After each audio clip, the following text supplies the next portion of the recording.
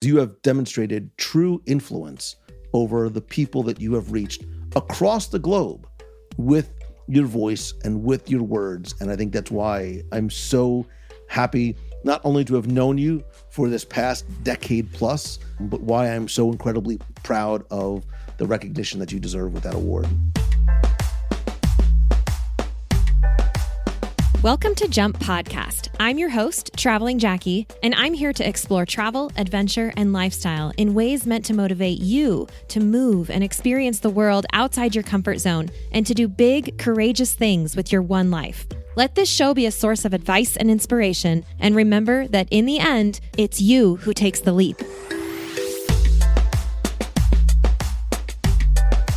All right, we have a very special edition episode today and a very special guest host, sort of. And he's going to sort of take this one from the top. So I'm going to step aside in just a sec and let him work his magic. But first, I want to introduce him properly. He is the one and only Lou Mongello. He's a former lawyer who decided the days of his life would be better spent playing at Disney and sharing the magic of Disney with the world, which then he turned into an award-winning podcast, like so many awards that he's now considered Hall of Fame, which is insane and amazing. And that podcast is called WDW Radio. And he's also taken everything that he's learned through building his passion business and turned it into keynote speaking and mentoring to other entrepreneurs, just like yours truly. And I'm sure we'll tell you more of that story. So, Lou, this is usually where I'm in the habit of saying, thank you for being here. But in all honesty, I wouldn't be here if it weren't for you, I don't think. So I feel like merely uttering those words would never be enough to express my gratitude for you responding to my message way back in the day and showing up for me 11 years ago and staying in my corner for all these years. So truly, you have my deepest gratitude. And I'm so excited to finally get to invite you behind the curtain and onto the mic with me. So welcome. We're so grateful to Oboz Footwear and Osprey Packs for partnering with us and supporting the podcast. So please stay tuned for more about them later on. I have an opportunity for you to join me in real life for some real travel. Here's the latest Jump Adventures update.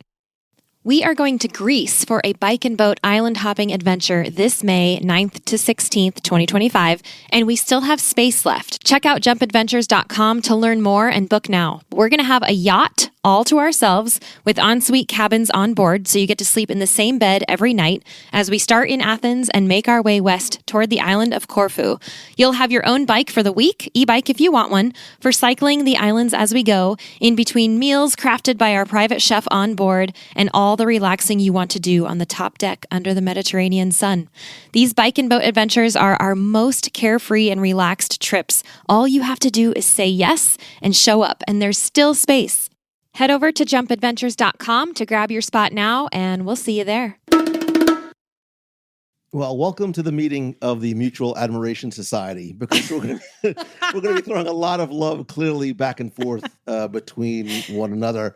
I've said this to you over the years, Jackie. I literally remember the very first time that we sat and met and ate at that little diner at the Rio, I think, in Las Vegas. And Yep. we talked about your podcast, and you showed me your book, and it's especially now that you are the recipient of a very prestigious award, it is even a bigger honor. I'm happy that we waited 10 years because now I feel it's even more special to be here. It is. It's definitely marking a very special occasion because I actually invited you to come onto this and to record this today. We set this date before we knew what was going to happen last week at South by Southwest. And yeah, I did. I just won kind of a big award. And so we do get to talk about that today. But the original purpose of this episode was really to just reflect on and celebrate. It's been 11 years since I've launched the show this week. Like to the week. It's been 11 years, and I would have celebrated 10 years last year, but I don't know. I was off in the desert somewhere, and I kind of missed it. And so here we are celebrating 11 years, and I don't think that it's a mistake of timing that all just happened at South by Southwest. So yeah, we've got a lot to celebrate today. To throw a little Disney in there, like Olaf says, some things are worth melting for. You are absolutely worth waiting for, and I'm happy that it did work out this way, because I think there is a lot to celebrate, not just, not just the award itself, but the fact that you are here, especially in the podcasting space, Jackie. 10 years is not to make you feel old. Like, it's a lifetime, right? And especially, this is not just about the duration of time, but, excuse me, most podcasts, they start to fade out around episode 8 or 9 when they realize, wait a minute, this is like a lot of work. Yeah. And, money is not just pouring in. So it's a testament to you and your patience and your passion and persistence, and community that you built around what you're doing to allow you to continue on for 11 years. Thank you. I appreciate that. Should we have a cheers? We should. Did you bring something special? I did. You asked me like moments before, like we were recording, like, I hope it's BYOB. And I'm like, all I have is an iced tea. So you're That's like, enough. I'm bringing something. It's not enough. So I did, because this is so special, I brought out something very special. You said you also have a special drink. I do have something very special. So I still believe ladies first. Okay. All right. Well, I have, as you can see, this bottle here. This is a sloe gin, SLOE, that I brought back from New Zealand with me. And it's a sipper, not a shooter. So I'm just going to pour a little bit of this for myself to enjoy. And when that's over, I also have decaf coffee because it's my favorite. So I'm going to start with this sloe gin from New Zealand, which is actually, I'm going to say it's Humdinger. It's a very, very small, it's like a couple owned distillery that is experimenting with all sorts of gin, and they're award winning and delicious. So anyway, shout out to Humdinger slow gin from New Zealand. This podcast is not sponsored by Humdinger, but in the future, no, it's not.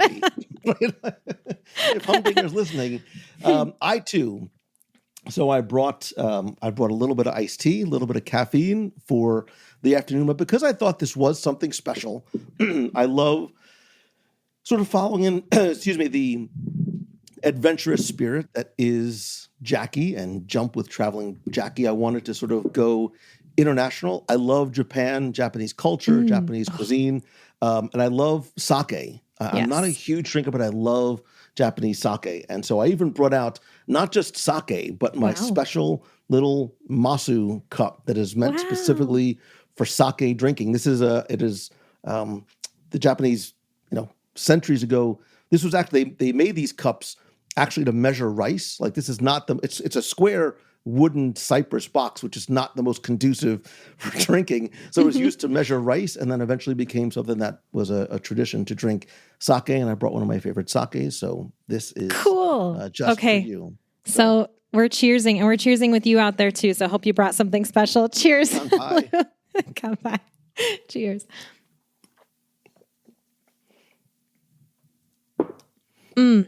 International flavors today. I love it. Yeah. So I think we should start with first the story about behind the podcast, because I don't think I've ever actually shared it on this show, like what happened and how I started it. No, because when I first started, I was like, I feel like I wasn't so much telling my story as which I occasionally do, I guess, but like I was more, sharing tips and stuff. That was 11 years ago. I was kind of in a different place then. And so it was less behind the scenes and more like, here's everything I know about travel. But to go back to that, once upon a time in 2014, I went to my very first business conference ever. And it was not travel related. It was just business related, new media. So anything online, blogging, podcasting, video, like YouTube stuff. It was that. And I had just started my first blog like the year before. And so I show up to this conference completely overwhelmed and kind of excited, and also felt like a total poser because it was my, like everyone's walking around like they already know everything. And I was like still learning and putting everything together. And I had not even a year under my belt of doing, this was January, by the way, early January is the first thing that happened in 2014. And it's like every other track at that conference was about podcasting. And I specifically avoided them because it was overwhelming to me. And I already had this blog and I was like, I need to focus on this. It's all this, there's just a lot of work to do, a lot that goes into like running an online business. And so, then they had the podcast awards. I think it was People's Choice. Do you remember? Yeah. I mean, you won. So yeah, it was People's Choice Podcast Awards. And I noticed that Best Travel Podcast was one of the categories. And I noticed that someone named Lou Mongello won this podcast. They announced it at the conference. And so I think it was maybe Twitter. I don't even know. I haven't touched that in ages, but like I reached out to you thinking, are you here by any chance? Like, are you at this conference? Because I haven't met anybody else really in the travel space here. And it'd be really cool to just meet you. And then you showed up and you said, yes, not only am I here, but let's go to breakfast. And you sat me down and I think I gave you a copy of my book that had just come out. And you essentially gave me a list of things to do. You're like, first of all, you need to start a podcast. And I was like, Lou, I'm not going to start a podcast. Like, I've got this blog. I just did this book. Like, I've got all this stuff going on. I can't start a podcast. And you gave me a couple other things to do. And, it only took me 1 month after that point. It was a month, I think. Yep. Or maybe 2 months later. I remember the fact that you executed so fast. Yeah, because it was a good idea, Lou. Well, and after talking to you, I'm like, you're losing out by, I don't want to say by blogging, you lose the ability to convey the emotion, right? And especially for what you do, right? You empower people around the world to embrace the world and travel and solo travel. It needed to come in a way that was more impactful, than simply the written word. And you would know, as winner of the Best Travel Podcast for 10 years running, every year, by the way. I feel like every year since then you've won. They're like, let's not give it to this guy anymore. Let's just put him in the Hall of Fame so we can start giving it to other people. This is only because it's a funny story. So they're actually two different things. Like the Podcast Awards was its own thing. It was really the only thing in the industry. And pretend I'm not talking about me, because this is not about me. This is about you. So I'm very grateful again because of community. So like the community won 9 years in a row. And the next year they're like, you know what? You're done. Like you can't win anymore. You're now a quote unquote legacy podcast. Yeah. And that's it. And they stopped. And then they stopped doing the travel awards, like for the podcast awards. And then the sort of podcast Hall of Fame was just something different. So that's true. They're totally separate. That's right. I do remember that. Yeah. Well, I believe in, even if you don't know what it is that you want to do, if someone enters your life who has some experience, who is an expert in something and leaves you with like cornerstone advice, like there have been a few times in my life that I can identify these cornerstone pieces of advice, and you were one of them, because I knew that you were coming from experience, and I mean, this was literally my first conference ever. And here's you who just won this award saying, you need to do this. And yes, of course it was scary, and I didn't know anything about it. And the conference was over and I hadn't gone to any of the podcasting tracks, and I had actively avoided it, but I also knew Pat Flynn by then. And so he taught me everything I knew about podcasting. Thank you very much to Pat Flynn. And, and then, the idea came to life, and that it truly did. It set me apart. The other amazing thing that happened right at the beginning, which this is not normal, but this happened to me right at the beginning when I launched the show, when I published the first few episodes. Do you remember New and Noteworthy? Yeah. Yeah. I don't know if they even still have New and Noteworthy, and nobody understands what the algorithm is or ever was. It's like this mysterious place on iTunes where once you start a podcast, you have up to 8 weeks. This is what used to be back in 2014. So I have no idea what happens now, but back in the day, you have up to 8 weeks from publishing, 8 weeks to get into that section at all. And nobody knows how you get there. But if you do get there, they put your show like front and center, and it gains a lot of attraction and whatever. And for whatever reason, my show ended up there after 3 days, which was absolutely terrifying, because at first I thought this is going to be a really cool thing. Like, holy, what? my show it's smack in between Tim Ferriss and a Game of Thrones, which I didn't even know about by then, which is so funny to me. But it's smack right in between these two podcasts, front and center. And it stayed there for a whole week, like 7 full days. It stayed front and center because usually they change that up like every day. And finally it ended up, changing, and we moved. I was still in New and Noteworthy for like all of the 8 weeks, which was just insane. But that is really what kind of catapulted me onto this fast track of podcasting and really being set apart in my industry, because I was the only one. I was the only female, the only solo female who was podcasting in the travel space at that time.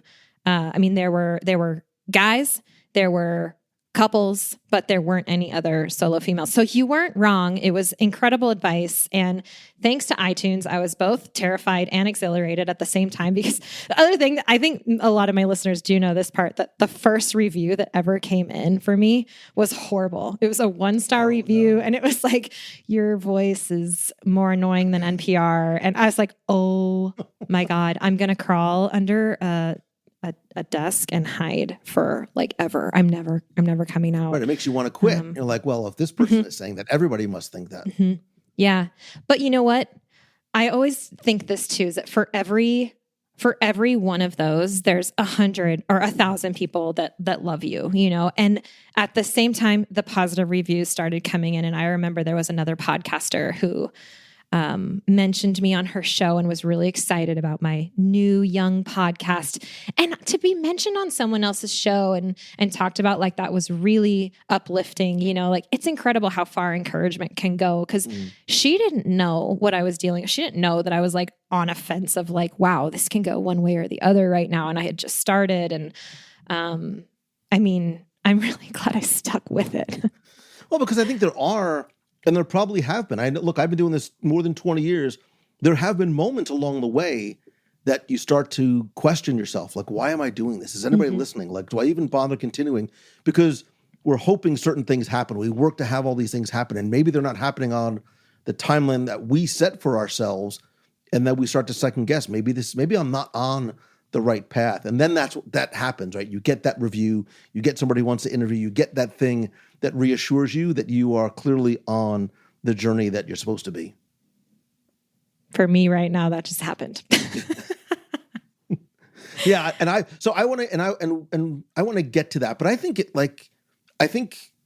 really sort of establishing, like in comic book movies, like your origin story, I think is really important. And from the even before we get to sort of the podcast, like you've always been, you're not just sort of, one thing I like about you, Jackie, is you don't just say, your show is not about you, meaning this is not about here's where I have traveled and here's all my stories, but really you are an advocate for adventurous, independent travel, men, women, solo, couple, whatever it is. What do you think, we talked about those moments. What for you do you think was that moment, or was that time you're like, this is the thing that is sparking my passion for travel, that sort of transformational travel experience that you had that led you down this path? Yeah, that's a really great question, because it's very, very clear to me what it was. Like there's a before I lived in Costa Rica, Jackie, and there's an after I lived in Costa Rica, Jackie. And that was the first place that I went up. Aside from Mexico here and there, the first place that I actually traveled and stayed abroad was Costa Rica when I was 18. And I remember, I have so many journals from that time, and I've actually gone back through them because I'm working on writing books now. And I've recently been into this, revisiting the mind of where I was at that time when I was 18. And it is wild because I was so sheltered. I was so sheltered when I was growing up. We took road trips and went camping, but I didn't travel far and wide. Like I never had that from my family. We just didn't do that. And so my first opportunity to really do that was living abroad in Costa Rica. And I lived with a family for the whole year, and I studied Spanish in the university. And I on the outside, externally, that was the idea, was go study Spanish. You're going to live with a family, cool. You're going to become fluent in Spanish. Excellent. That's what I wanted. But what I didn't realize was all the stuff that happened in between, where I was growing as a person. I learned so much. I feel like I sprouted my little baby wings and like started flying and that like I was a baby 18-year-old adult and like the whole world was just ready for me to come explore. And I learned how to do it. Not only was I there, but I was actually doing it. I was finding and also it's all before Wi-Fi, right? All before like we had smartphones in our pockets. So I'm like learning to navigate this big world with buses and foreign languages and hostels and faraway places and new people. And, it completely, also lots of dancing, lots and lots of salsa dancing. It completely changed me. I mean, I guess maybe not, I don't even want to say it changed me. It separated me. Like there was my childhood. And then there was like, oh, this can be what life is? Like, what? Like, I want more of this, like I'm going to keep doing this. And so that was it for me, was like that whole year of going through the culture shock of being being a minority, of speaking a foreign language, like until it was rolling fluently off my tongue. I mean, I was immersed. I was in it. I was like so meant to be there. I felt so in my element by the time I actually left, which was horrible for me because I didn't want to leave. I wanted to stay. I mean, I loved it, but I had to go back to school. I had the chains of university just tying me down, and ultimately that's why I ended up studying abroad in Italy again, like the next year, because I couldn't not. Basically at that point, I just couldn't not do it. And yeah, so I mean, I had recognized something so profound and learned, and I knew I had just started. I knew I was just getting started. And it was which started the snowball of traveling was the very beginning of the spark. And then as the years went on and as I continued learning and expanding my horizons and just changing and developing as a person and really growing into who I felt I was, who I am, like I was coming alive. Like I was really experiencing my potential. And like, that's really addicting. And just, I mean, what else is there? You don't know. It's waiting for you on the other side. Okay, go, like, let's go do that. And that is what I wanted to share. That is like the piece that kind of sparked. It's just that I didn't know how to do it for a long time. I didn't know how to share that for a long time. But listen, and I believe, and I agree with you that I think travel is the greatest educator. You can learn more by going places and experiencing a culture, firsthand than you can by reading anything in a book.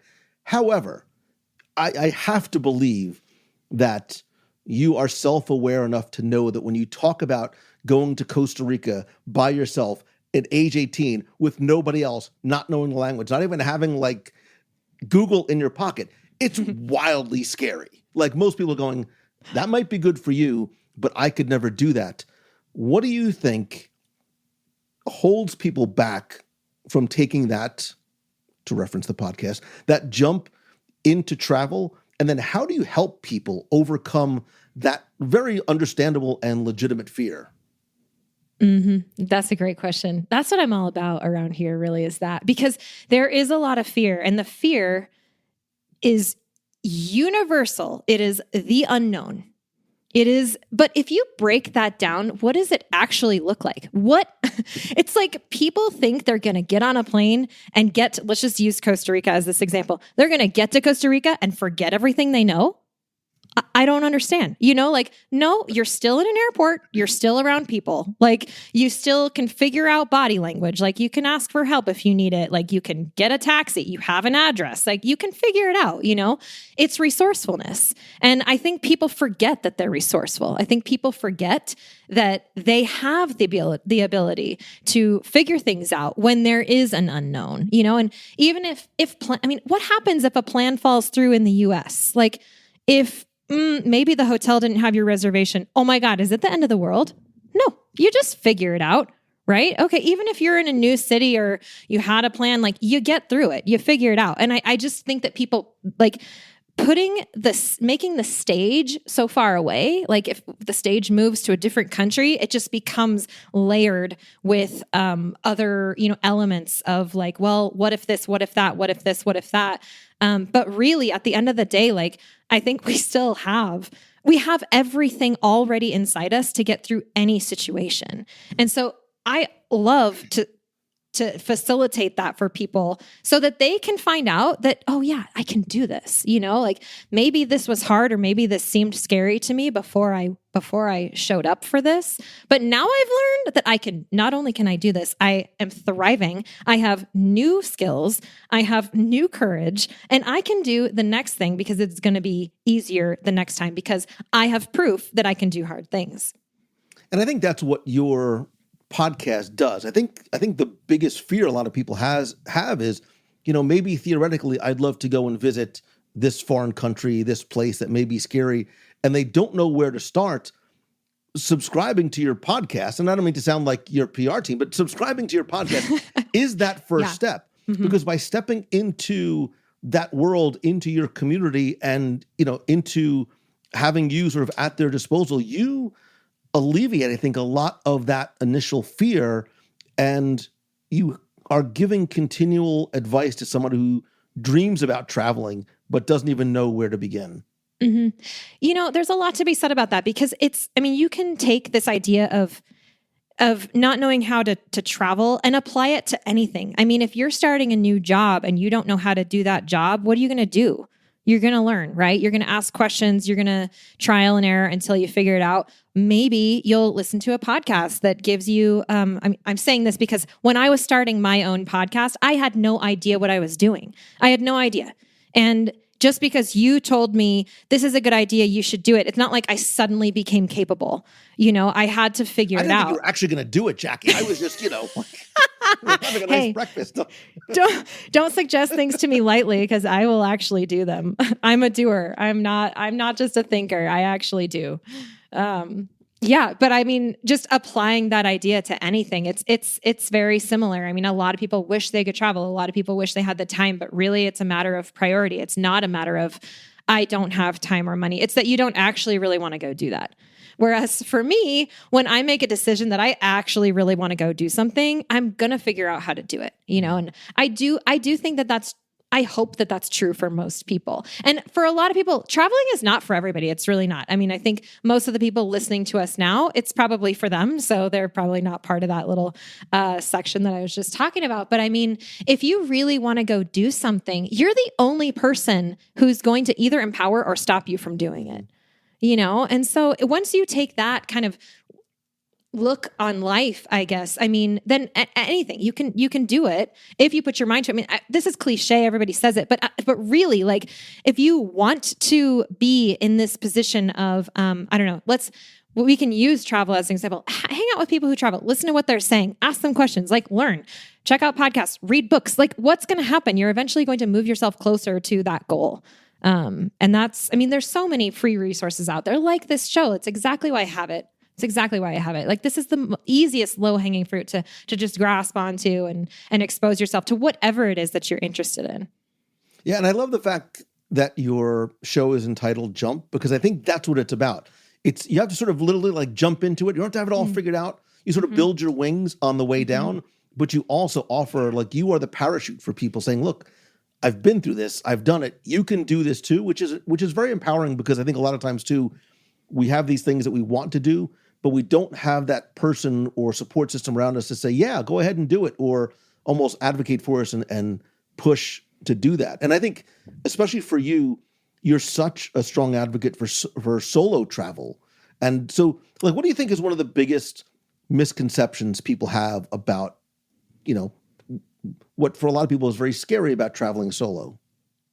I think it's probably safety. I think that's probably the biggest misconception, is that people think for whatever reason that going off on your own is not going to be a safe thing.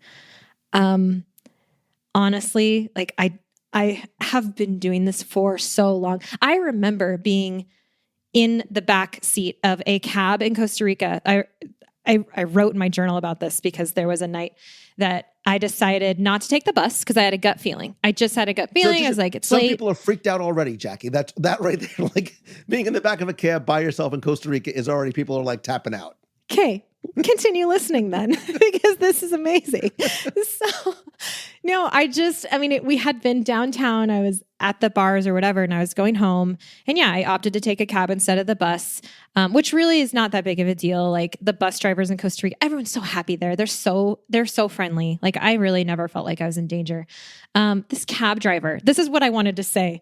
He was like, so I don't know if you have ever tried to learn Spanish or if you speak another language, especially if you speak a Romance language, anybody out there listening, you know that this is true. They are so endearing when they talk to you. Like there's so much more, they use terms of endearment to anyone. You know, it's kind of like you're maybe like an older person in the United States who would call you darling or whatever, and they're just being sweet about it. This is like this cab driver this night was being so sweet to me. And just like, it was almost like he was making sure that I felt safe, you know, and he's, I don't, now that I'm saying that, I'm like, man, I hope people aren't seeing that as like, he wasn't being awkward or creepy at all. He was so genuine. I was like, wow, like, I don't know what, that experience stands out in my mind as one of those moments that I think of when people think of like, people are scary, you know, like, yeah, people can be scary. Like I could have possibly gotten in the car with the wrong person that night, but like it was a legit taxi. Like I'm using my senses, you know, and I'm not going to just like call any car. Like these guys are in the network and whatever, like he's not going to jeopardize my safety. He was actually looking out for me and he was so sweet about it. I mean, they'll like wait and make sure you can get into your door. And I don't know. I think that I know there's so much, especially now, there's so much fear being spread and no one is wrong to be afraid of, you know, like that's valid. I totally get that. But I also think that, not everybody is inherently like scary, you know, actually a lot of people are inherently really sweet and welcoming. And there's just, it's just you've got to go experience it to understand, to hone your gut testing skills. You know, I mean, when you have when women talk about safety, we all talk about, you know, checking that gut feeling. And, there's nothing stronger than that. So I would definitely say like, that is absolutely my first tip is just like, trust that gut feeling, but also for anyone, common sense is your best defense. I always say that. And as long as you don't leave your common sense behind, remember, you're still you when you show up somewhere, you know, like don't forget, don't suddenly become like some inebriated person walking down the street, not caring about what they're doing. If that's not you, like just be you, be smart, and you'll figure it out. You'll get through. Like, I really think that, yeah, safety is definitely the number one misconception. And then I would say the second thing is, again, just like not knowing how to plan, but that goes back to resourcefulness, is like, you can figure it out. It's not that hard. It's actually so simple. I'm amazed. Like this still happens to me all the time, realizing how easy it is to just go somewhere else because the only thing you have to do is buy a ticket and then get on the plane. And then when you get off, you're somewhere else. And like you figure out the rest. But that's why what you do is so important. And I'm not just saying it because you're here, but it's true because so much of what we hear are the bad things. And understandably so, right? When something goes bad, we want to, you know, be made aware of it. But you don't hear a lot about the amazing experiences and how safe it is and how you're right. 99.9% of the people on the planet are kind and care, you know, are understanding that you are, you know, a stranger in a strange land and want to help you as opposed to want to hurt you. And I think you giving that reassurance to people that they can do it and they should do it because of the transformative experiences that you have. And that's the other thing that I like that you do too, is you help people overcome that initial fear by, you know, you're, and we'll talk more about your show, but your show has evolved into so much more than what we were talking about in that, you know, booth in Las Vegas all those years ago. And you do a lot of group trips, which is a way for somebody to say, you know what, this is how I can carefully and safely dip my toe into the water into traveling to places I might not know before, because podcasting, Jackie, is such an intimate medium. And you might not know them, but they know you. And they feel like they have a trusted relationship with you. And like, yeah, Jackie's never met me, but I know her and I trust her. And she's going to do this trip to Patagonia, to Greece, places that I really want to go. This is going to be my jumping off point to be able to do that. Absolutely. And I mean, one of the things I love to do on my trips is to include an adventure element. I mean, they're all based on some sort of adventure. So it's either hiking or biking or whatever. They're not easy, right? And there's a reason for that, because not only are we going across the world somewhere to, find out what's waiting for us there, but we're also going to exert ourselves physically. We're going to become stronger. We're going to get over things that maybe we didn't think we could do before. And I've had so many people show up to my trips, especially the bike trips, which I love this so much. It's a really good example is cycling trips, like getting on a bike day after day. And cycling for lots of miles is like kind of a scary thing to think about. I remember how I felt before my first bike tour, and I was scared too. I was scared for all these reasons that I'm laughing about now, because none of them came to fruition. Like none of them came true throughout the week. The only thing that I felt after my first bike trip was, oh my gosh, when can I go again? And I think that this is what comes through is people prove to themselves. They're not proving it to me. They're not proving it to anyone else. They're proving to themselves that they had no reason to fear because the reward is so much greater than the fear. That is always true. On the other side of fear is reward. I always say that. On the other side of fear is reward. And the power of the reward just obliterates whatever used to be of that fear. And in its place becomes courage and resilience and ambition and more opportunity.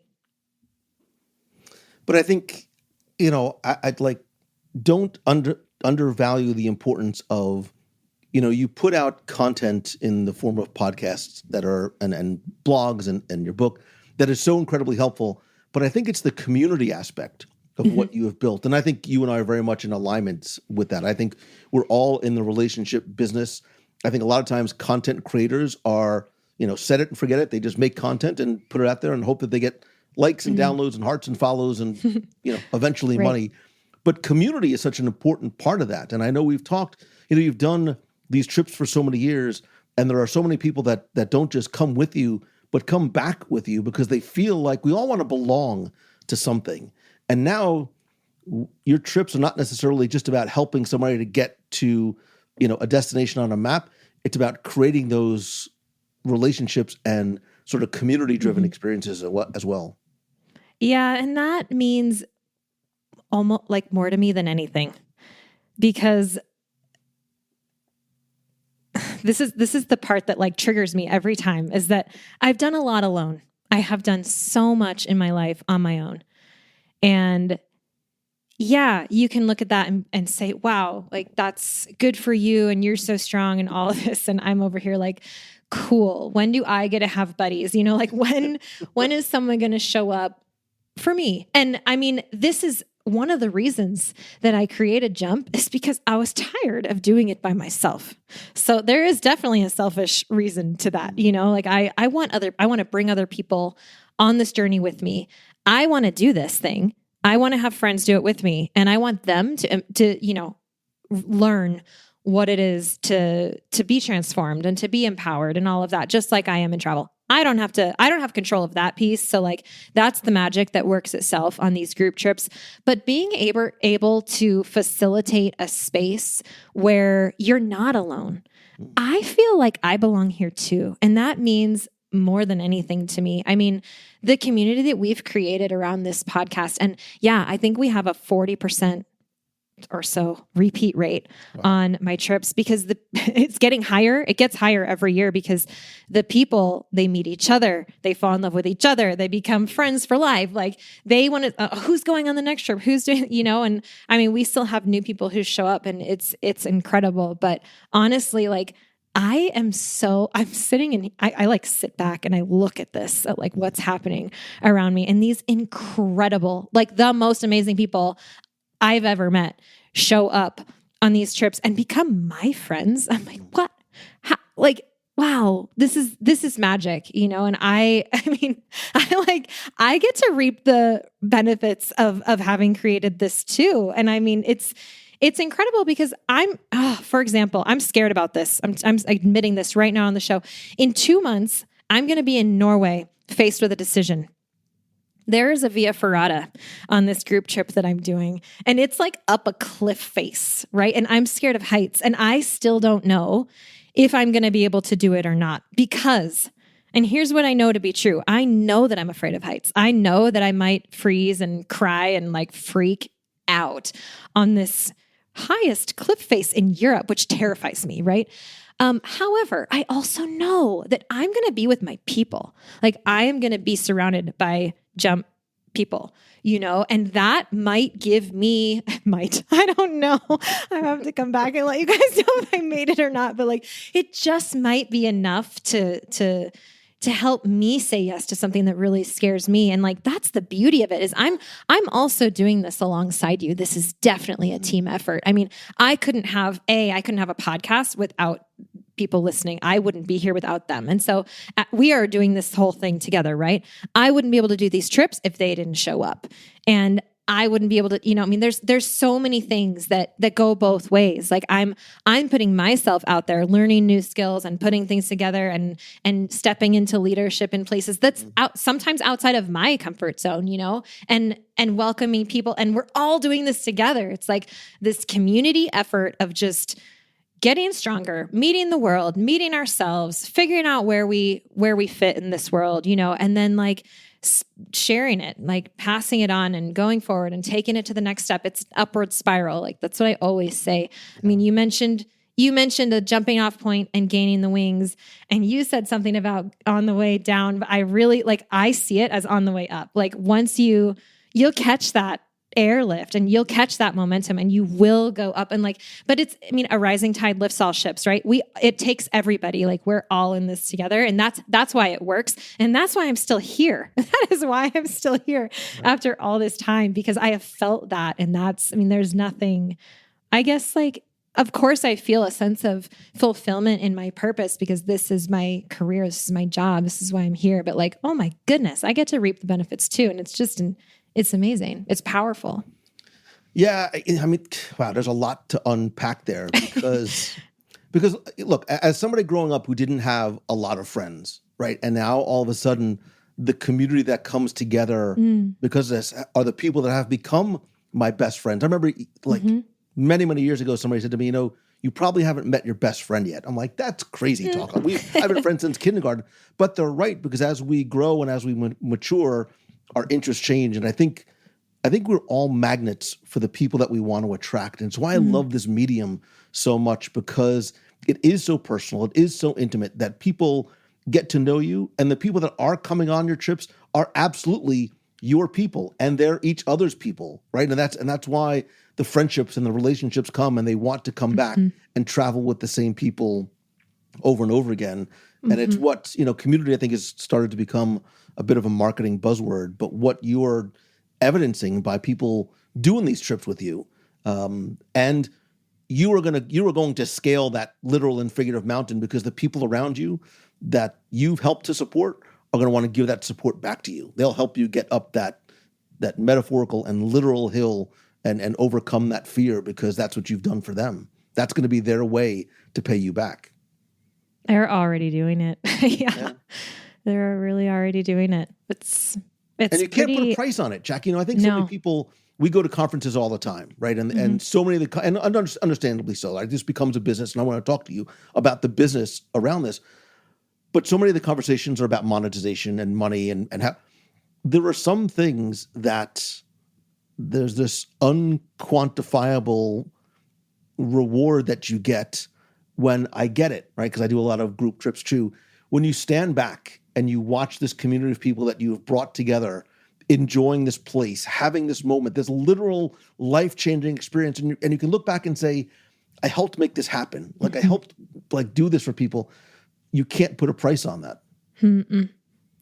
No, and I'm really grateful, because I know what my purpose is, and I know that there are a lot of people who struggle because they don't know. And for them, it's a struggle because they would like to know. They want to find that, and they would like to know. And I think that mine has been pretty clear to me for a while, and I feel so validated when it works. When I can see one person saying, I can do hard things. I did this, in tears at the top of a mountain or at the end of a trail, giving hugs, or reuniting with that person that they met that was their roommate 5 years ago, or whatever. Like there's so much energy and just positivity in that. And yeah, I mean, especially when we started this podcast, it wasn't for the money, right? Like this is just a free platform. It's a passion. It's a labor of love kind of business, but it has to be, right? Your why is the most important question. Your why is the most important question.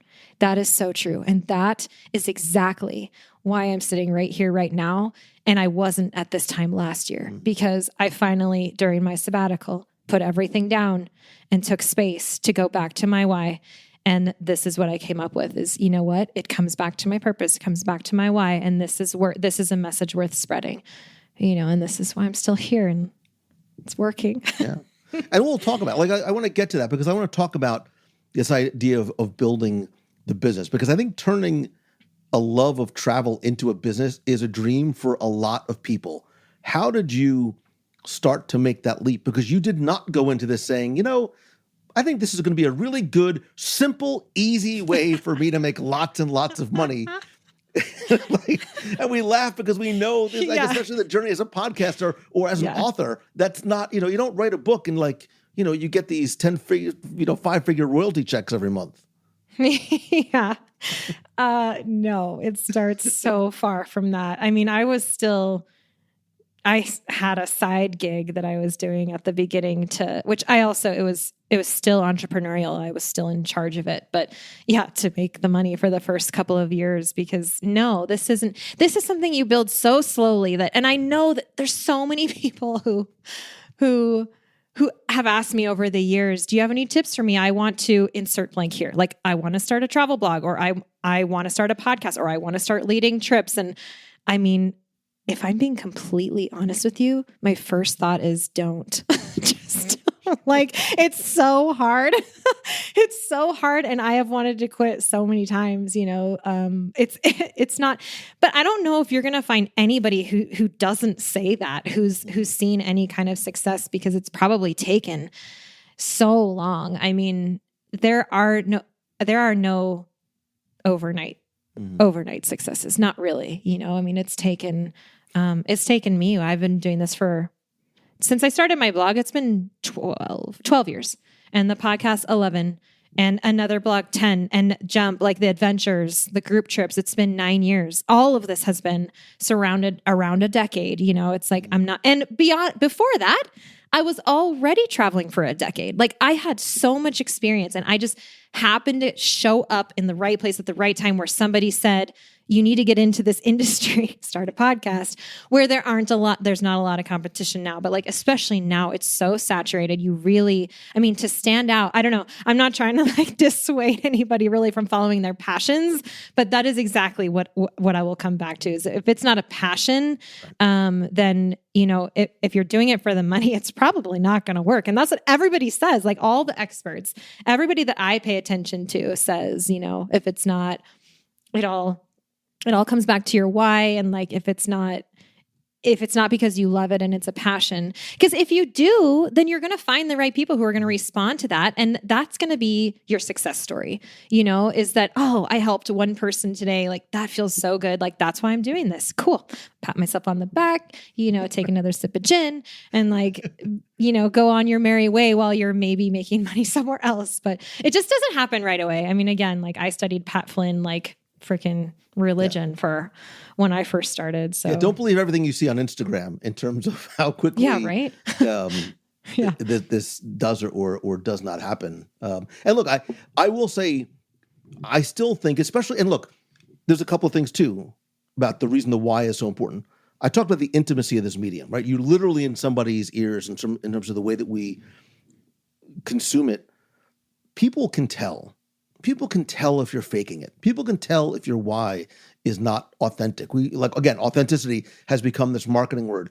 Being genuine and being transparent, that is the reason why people fall in love with a person. They don't fall in love with a brand. It's why people fall in love with you, because that comes through in that podcast. And then over time, the monetization comes because it's not just about creating this thing that you can sell, but your community. If you build authentic, meaningful community, they want to help you, right? They want to see you succeed. You give so much value that they want to say thank you in return. It's why things like Patreon, if you do it the right way, works out well. Why group trips work out well. And I still think in podcasting specifically, there is tremendous opportunity to be a big fish in a relatively small pond versus I'm going to start a YouTube channel tomorrow and hope that I make money by getting 10 million views, like Mr. Beast. Mr. Beast is the unicorn, but in podcasting, there is a way still, because of the way the lack of algorithms work, that everybody can be found. Everybody can do well, and it puts us all, I think, on an even playing field. And I think there's still tremendous opportunity here. We'll come right back to that. Let's take a moment now to thank our wonderful show sponsors.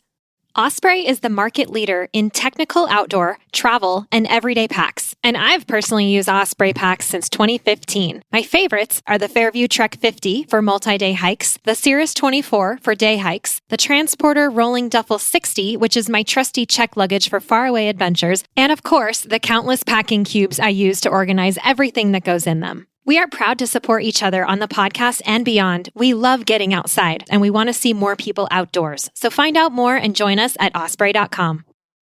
During the month of April, join me and Oboz Footwear for the fun and friendly Trails for Trees Challenge, an invitation to hike as many trails as you can in the entire month of April. For every hike over a mile, Oboz will plant a tree, and you get entered to win weekly prizes. So the more you hike, the more trees you will help plant, and the more chances you have to win. It's free, and you can register and join anytime from April 1st to April 30th. It's open to walkers, hikers, runners, and people using mobility assistive devices. Find out more and join us at trailsfortrees.com.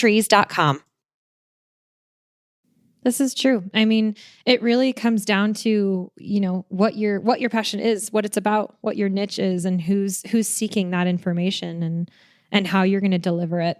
That also matters. What do you think? Again, you've been on this incredibly long, wonderful journey, and we see and we hear all these amazing things that you've done as you've built this business. What do you think the biggest challenge in growing Jump with Traveling Jackie as a podcast and as a brand has been? Okay, it's time to get vulnerable. You're like, you weren't supposed to ask me that one, but yeah. The biggest challenge for sure is exposing myself. Like, when you create something and put it out for another human to look at and judge or listen to or whatever it is, especially nowadays that they can say whatever they want from the comfort of the sideline. Mm-hmm. When you're protected down in the by arena. The veil of anonymity, right? Yeah. Yeah. It's really hard. It's really, really hard. Going back to that very first review that I ever got that was like, yeah, you sound like Verbal Fry and I don't want to listen to your voice, and I'm like, oh no. What have I done? I have just put myself out there, a little lamb surrounded by wolves. And it is so scary. It's so, so scary.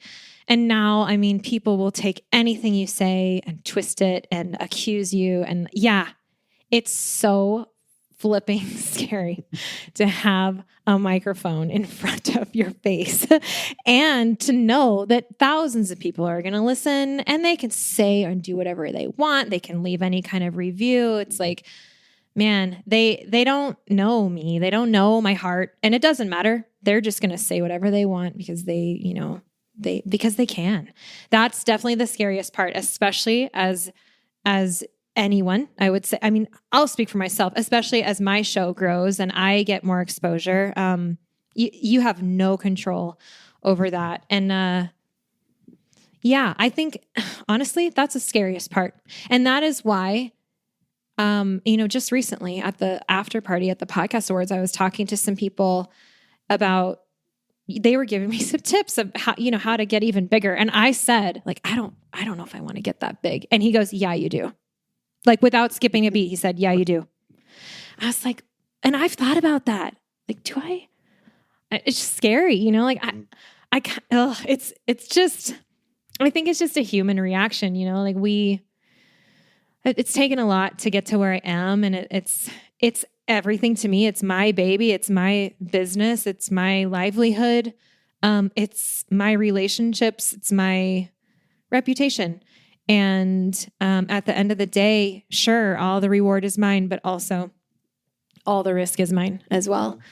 And yeah, so that's the scariest part. Well, I think there's another aspect of it too, right? We keep talking about passion and using the word love in terms of loving what you do. And that's like, for me, when I do speaking, when I do coaching, when I do my events, it's to help creators and solopreneurs, entrepreneurs turn that thing that they love into the thing that they do. And as you grow and as you do get more quote unquote successful, however you define success, because it's not always dollars and cents, you now have this additional challenge of, and I'd love to hear your sort of thoughts on this, in balancing for you specifically your love of travel with now sort of the business side of running the podcast, running the community, like running the business of the business.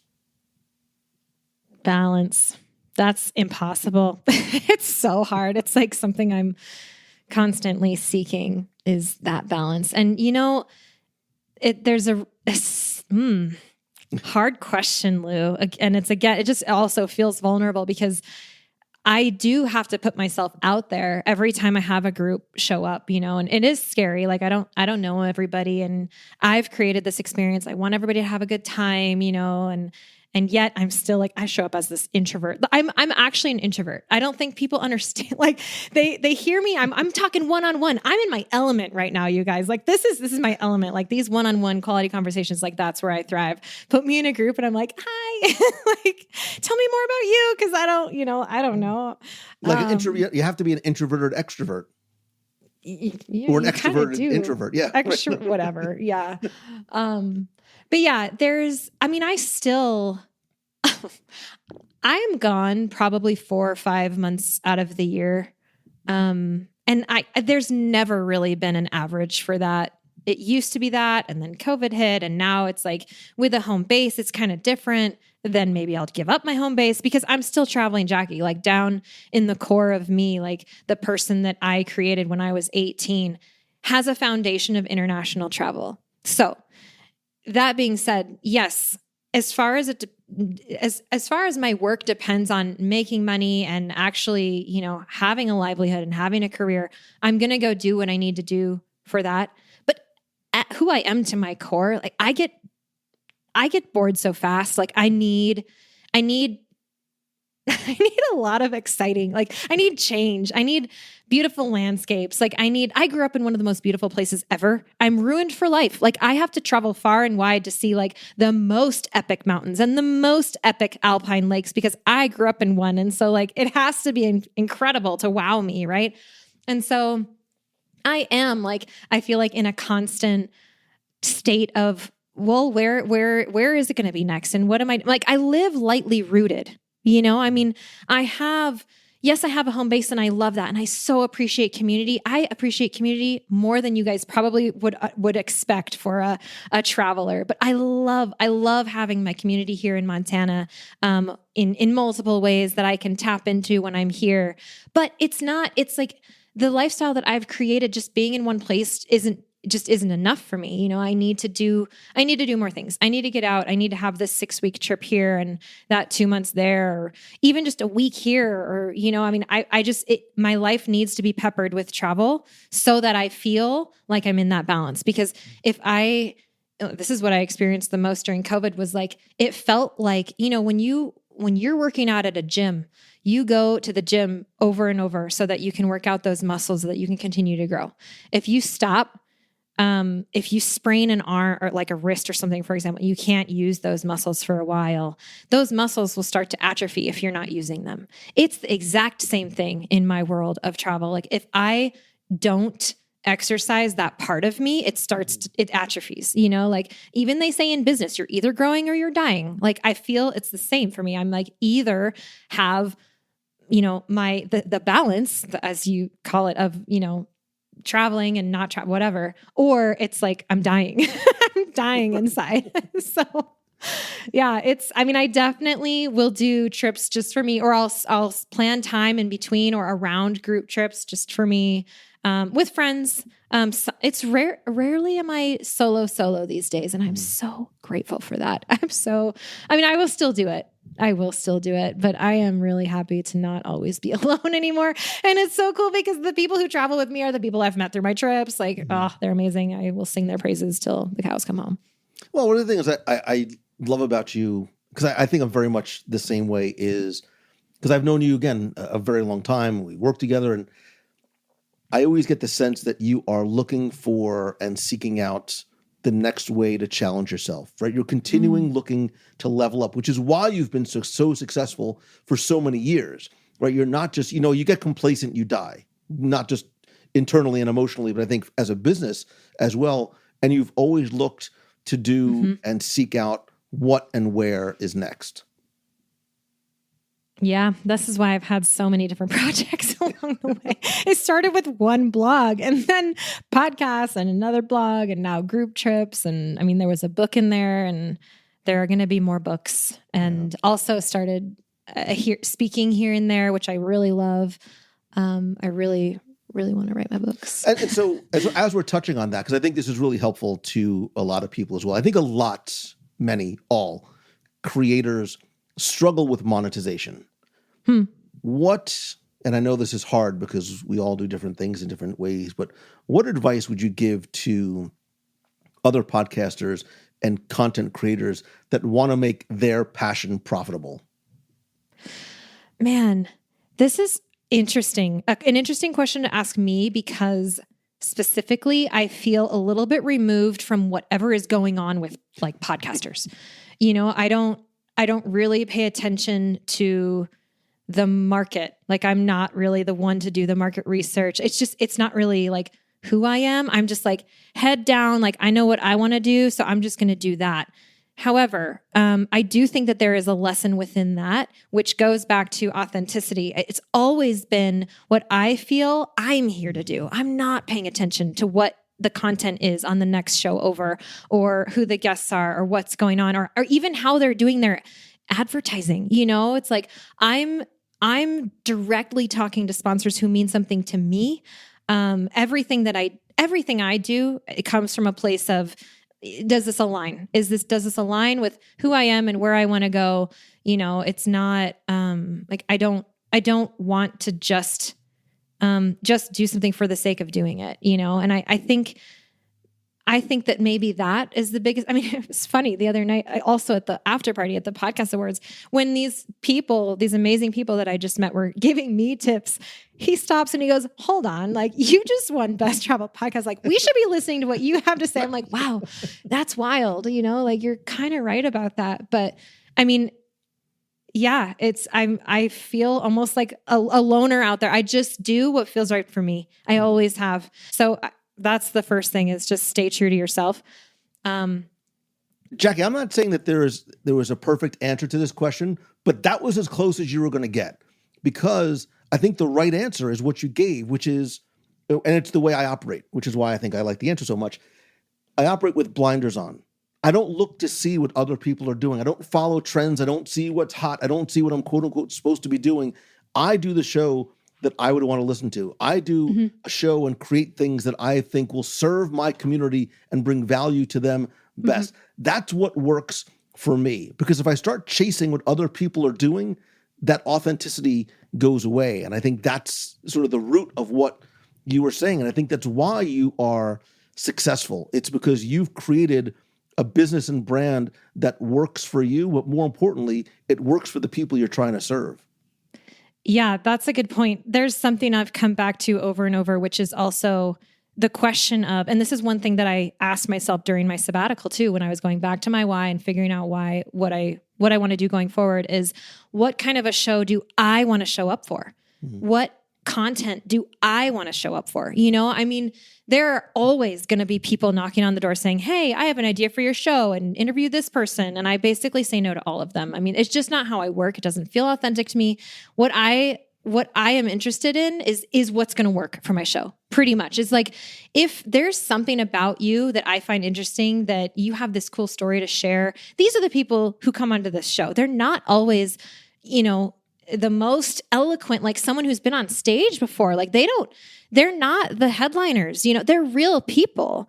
And those are real conversations. And that's why this is one of the things that makes this show unique, I think, is that the guests aren't on other people's shows, like they're just here because I thought they were cool and they have something neat to share that they did in their backyard or whatever. They had a quest that they went on, and those are the kind of conversations that I want to show up for, like what is it that you're doing with your life that we can learn from, something big and courageous that is going to be inspiring for people. That's the conversation I want to show up for.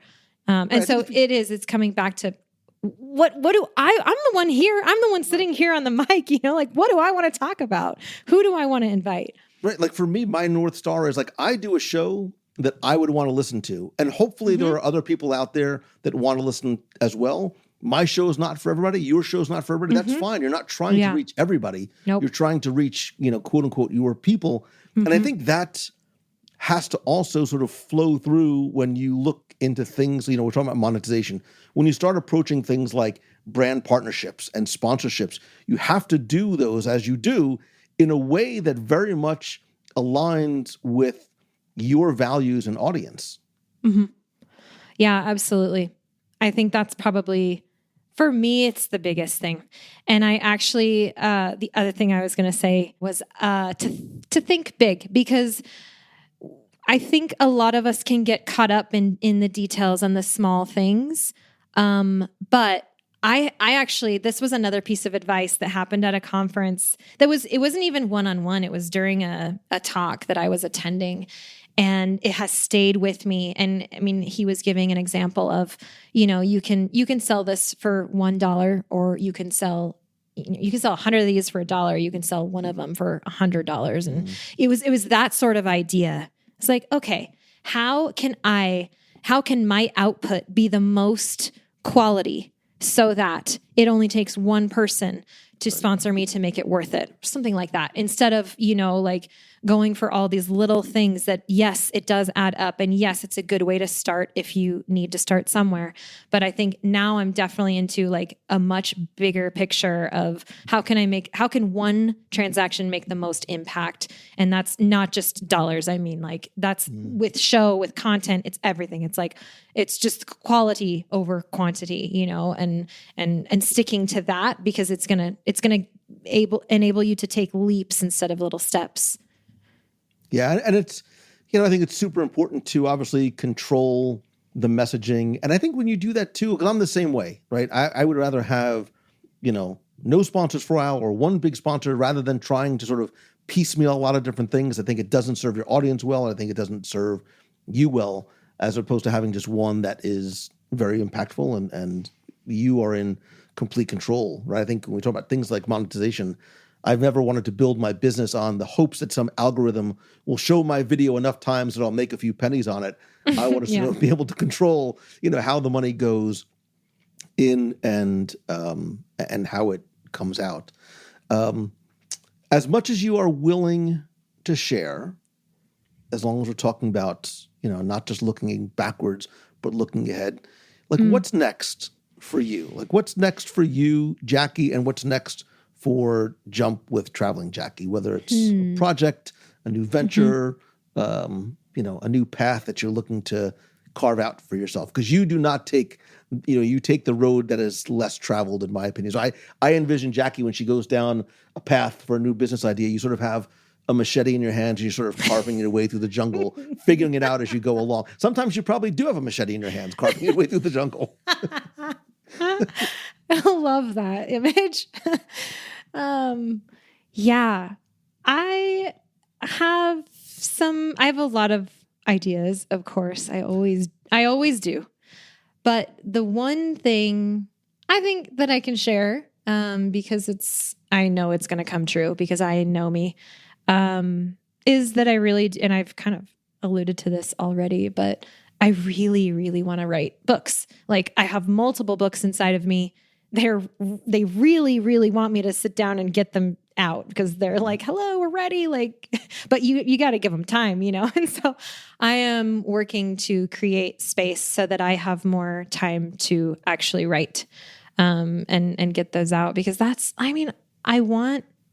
don't know. There's multiple different ones, I have to just figure out what they are and get them out there. But and I would like to, do more speaking, I think. And, and it is a little bit of a change of path. It's not, it's probably going to meaning my travel schedule is probably going to look a little different once I start that. What am I trying to say? My open doors are probably going to close a little bit, because I'm going to need to, put my head down and get some writing done. And I'm really excited about that. I want to give myself that gift of space and to let that part of me like really come out and shine, because I've always been a writer. I love words. I love to write, and it's my favorite medium. And so I'll say that's what's next for me is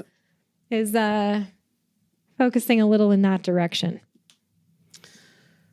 We're coming sort of full circle, because I think we said at the beginning, you've inspired literally, like you've changed, and I'm not sure sometimes if we as creators are able to step back and think about the impact, the countless number of lives, like every download, like there's a soul on the other side that's giving you the most valuable commodity, which is their time. And you've inspired and moved and probably changed people's in more impactful ways than you realize, right? Again, for every email that you get with that inspiring story, there's probably 100 people that have theirs that don't reach out.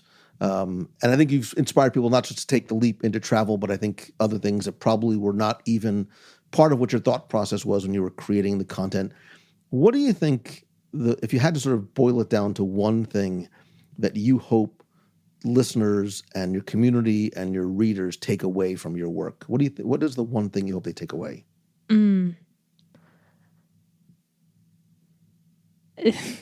That's despite my speechlessness right now, this is actually very easy for me.